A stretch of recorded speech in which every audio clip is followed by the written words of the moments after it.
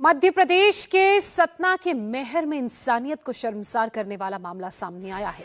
यहाँ एक 11 से 12 साल की मासूम बच्ची से गैंगरेप का कृत्य को अंजाम दिया गया। हालेलुया। मसीह यीशु में मेरे प्रिय सभी भाइयों और बहनों में एक बार फिर से आप सबों का हमारे जयवंत मिनिस्ट्री बाजपुर के यूट्यूब चैनल पर मैं आप सबों का हार्दिक स्वागत करता हूँ। प्रियो, अभी आपने देखा होगा कि एक मीडिया में एक न्यूज़ चल रही है और जिसमें ये बताया जा रहा है कि जैसे आज से काफ़ी सालों पहले 8-10 साल पहले दिल्ली के अंदर एक निर्भया कांड हुआ था और जिसमें निर्भया के साथ में सब प्रकार की दरिंदगी की गई थी। ऐसे भी आपने इसमें भी देखा होगा कि मध्य प्रदेश के मैहर में एक छोटी से 10-11 साल की बच्ची के साथ में दरिंदगी करने का 2 लोगों के ऊपर आरोप लगा है और जबकि उन्होंने भी उस प्रकार की घटना को अंजाम दिया है जैसे कुछ समय पहले दिल्ली के अंदर निर्भया कांड हुआ था।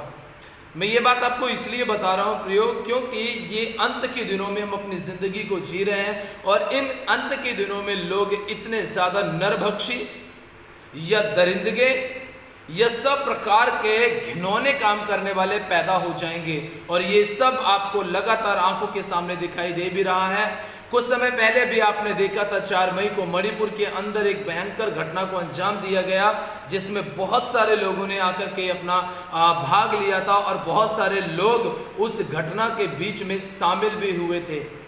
ऐसे ही इस वीडियो को दिखाने का मेरा उद्देश्य ये है कि ऐसी घटनाओं का आरंभ हो चुका है, तो इसका मतलब ये है कि जैसा प्रभु यीशु मसीह ने कहा था कि अंत के दिनों में ऐसा होगा कि सब लोग अपने आपस के प्रेम को छोड़कर अपने मतलब की दुनिया को बढ़ावा देंगे और अपने शरीर के कामों के ऊपर इतना ज़्यादा मन लगाएंगे कि वो आगे क्या हो रहा है या क्या होने वाला है उस चीज़ की परवाह नहीं करेंगे, बल्कि उन्हें सिर्फ अपने शरीर की संतुष्टि चाहिए होगी।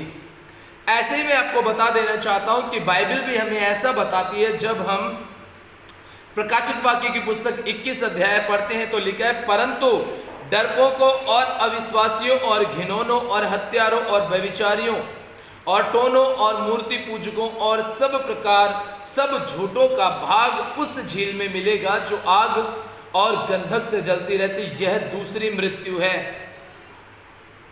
हमें इस बात के ऊपर बहुत ज़्यादा गंभीरता के साथ विचार करने की ज़रूरत है कि बाइबल हमें ऐसा बताती कि डरपोके और अविश्वासियों और घिनौनों और हत्याचारों और व्यभिचारियों और टोनों, ये सब प्रकार के काम करने वालों का भाग कहाँ पर देखने को मिल रहा है? लिखा है कि उनका भाग अधोलोक के कुंड में देखने को मिलेगा जहाँ पर उनके लिए दूसरी मृत्यु है।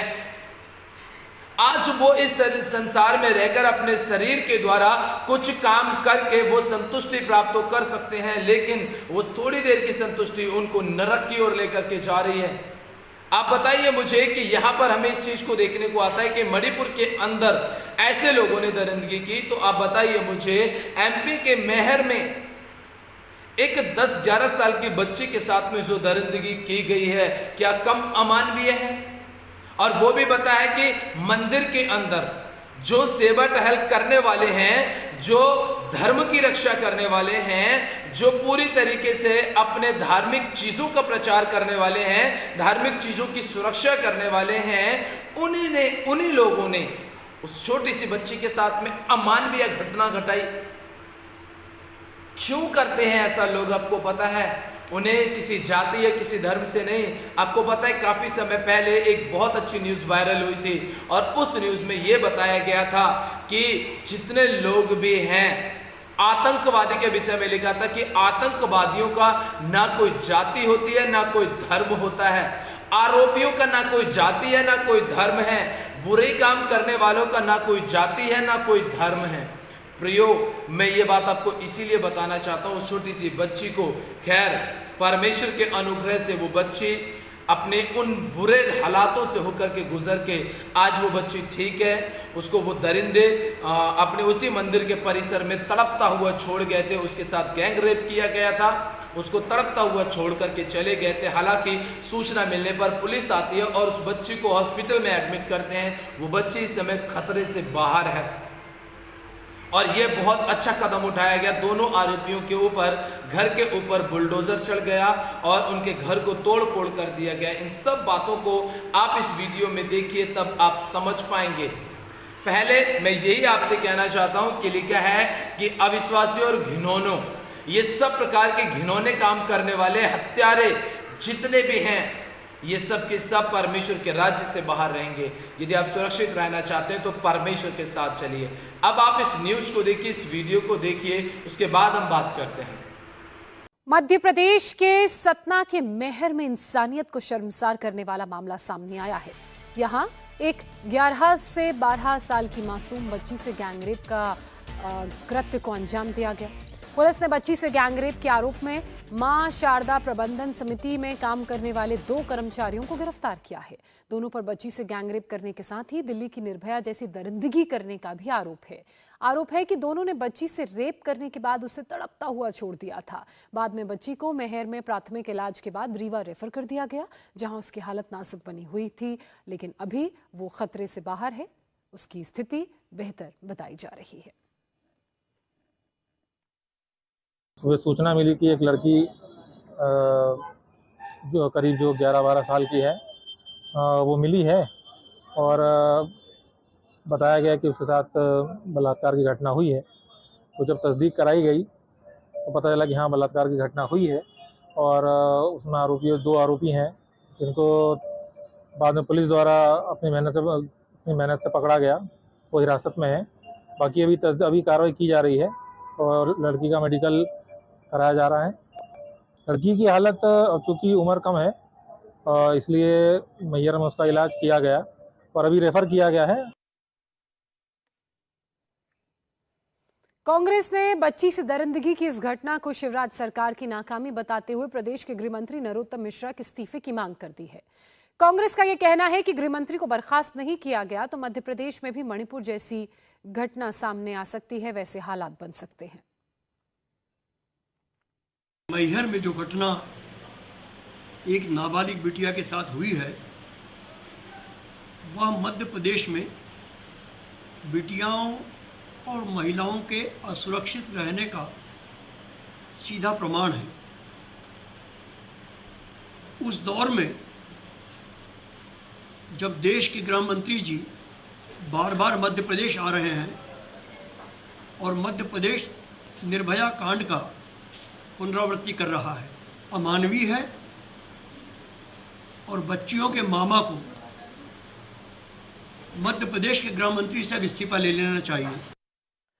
वहीं इस मामले में मध्य प्रदेश के पूर्व मुख्यमंत्री कमलनाथ ने भी शिवराज सरकार पर निशाना साधते हुए ट्वीट कर लिखा, मैहर में छोटी बच्ची के साथ दुष्कर्म की घटना अत्यंत निंदनीय है। बच्ची के साथ निर्भया कांड की तरह अमानवीय व्यवहार किए जाने की बात भी सामने आ रही है।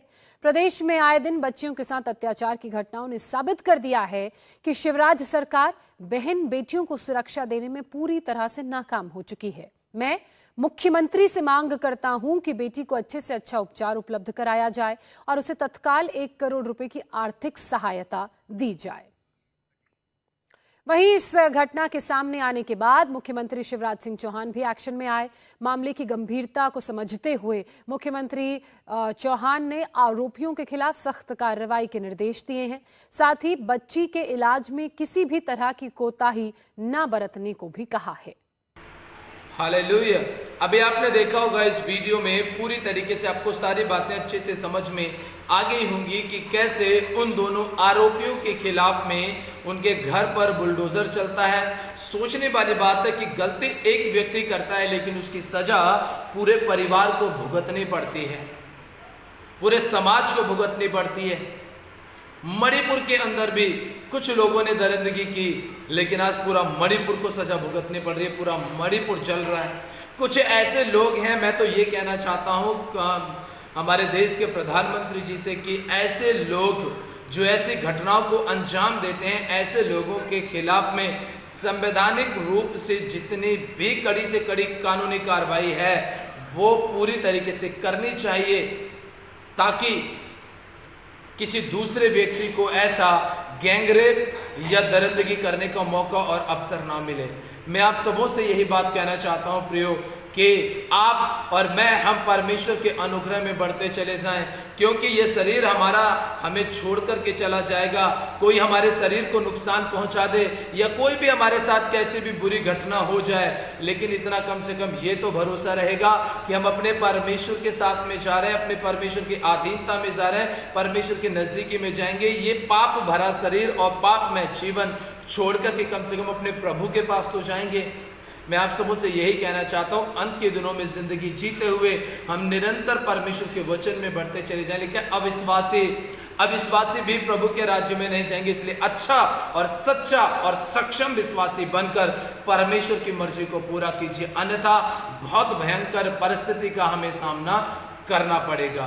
तो इसलिए जैसे इन आरोपियों के घर पर बुलडोजर चढ़ा, ऐसे ही प्रयोग ऐसा ना हो कि हमारी आत्मिक जिंदगी हमारे बुरे कामों की वजह से खत्म हो जाए और हमारे आत्मिक जीवन के ऊपर भी कहीं शैतान का बुलडोजर चल गया तो हम भी उसके समान निरंतर आग में जलते रह जाएंगे।